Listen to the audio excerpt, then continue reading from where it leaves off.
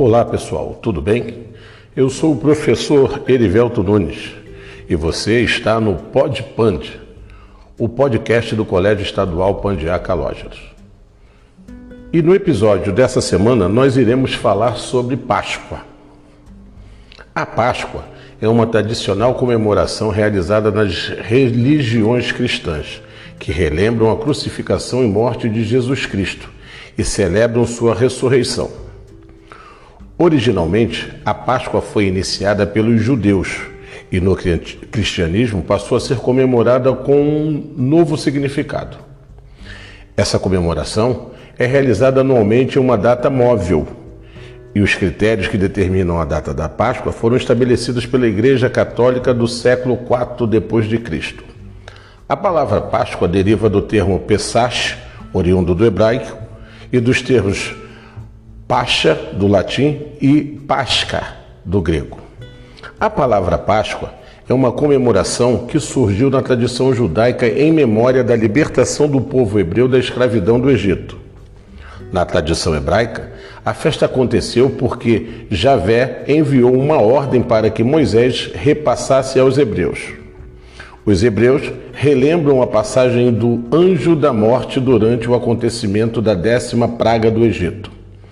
Em referência a isso, esse povo chama a sua Páscoa de Pesach, que significa passagem. No cristianismo, por sua vez, a Páscoa possui um significado distinto da crença judaica. Mas, apesar disso, a festa cristã possui uma ligação direta com a dos judeus. Para os cristãos, como mencionado, a Páscoa relaciona-se com a crucificação, morte e ressurreição de Jesus Cristo. Dentro da tradição cristã, a ressurreição de Cristo aconteceu no 3º dia após a sua crucificação. Dentro da tradição cristã, a Páscoa é uma das mais importantes celebrações, que para muitos, na verdade, é a mais importante, porque evidencia a importância da ressurreição de Cristo para os cristãos. O próprio apóstolo Paulo afirma em sua carta registrada em Coríntios. Esse pequeno trecho da Bíblia dá uma dimensão do grau da importância da ressurreição para a crença cristã.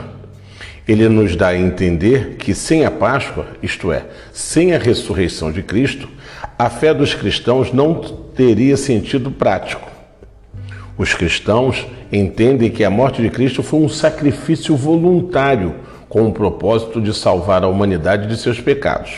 Por meio desse sacrifício, a humanidade ganhou uma nova chance. Mas e a Semana Santa? Você sabe o que é a Semana Santa?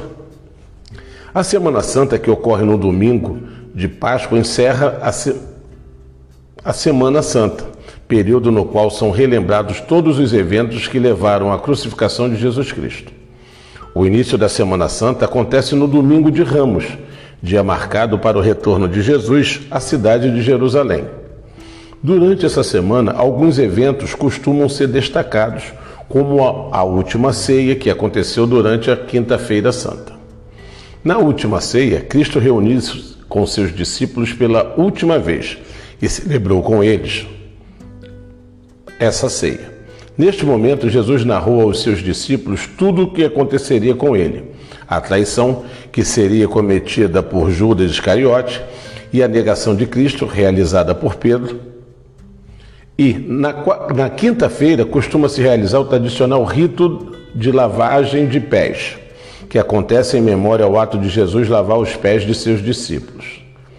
Na noite da Quinta-feira Santa, Jesus Cristo foi preso e no dia seguinte condenado e açoitado. Na Sexta-feira Santa, ainda são relembradas as crucificações e a morte de Cristo. Utilizando como base a narrativa bíblica, a prisão de Cristo aconteceu enquanto ele estava em Getsemane e se deu no meio da traição de Judas Iscariote e em seguida foi julgado e condenado. No processo de crucificação, Cristo foi torturado e finalmente crucificado em uma colina chamada Gólgota. O sábado após a morte de Cristo e antes de sua ressurreição é conhecido como Sábado de Aleluia. E ao domingo de Páscoa é exatamente o dia da ressurreição de Cristo. O grande paralelo entre a celebração judaica e cristã está no fato de que a crucificação e ressurreição de Cristo aconteceu na mesma época em que era celebrada a Páscoa judaica. Mas como todos bem sabem, existem algumas tradições que são oriundas da Páscoa cristã. A Páscoa é comemorada dentro do cristianismo de diferentes maneiras e essas variações acontecem por conta das distintas vertentes cristãs que existem. As diferenças podem ser resumidas pontualmente entre cristãos católicos, ortodoxos e protestantes, sendo que dentro do protestantismo existe uma gama de vertentes. Em nosso país, a tradição mais popular é a tradição católica. Sendo assim, levando em consideração a tradição católica, durante a Semana Santa são realizadas várias missas e diversas encenações da crucificação e ressurreição de Cristo, que são conhecidas como Paixão de Cristo. Outra tradição muito conhecida também é a Procissão do Fogaréu, que é realizada anualmente na cidade de Goiás, localizada no estado de Goiás. A Procissão do Fogaréu foi introduzida na antiga capital goiana no século XVIII, pelo padre espanhol João Perestelo de Vasconcelos Espíndola. Na época, o padre era o pároco do município. Desde então, a tradição passou a ser realizada na cidade anualmente e, nos dias de hoje, atrai milhares de fiéis. Em 2018, a festa chegou a atrair cerca de 50 mil fiéis para a cidade do interior de Goiás. A procissão encena perseguição e prisão de Jesus Cristo.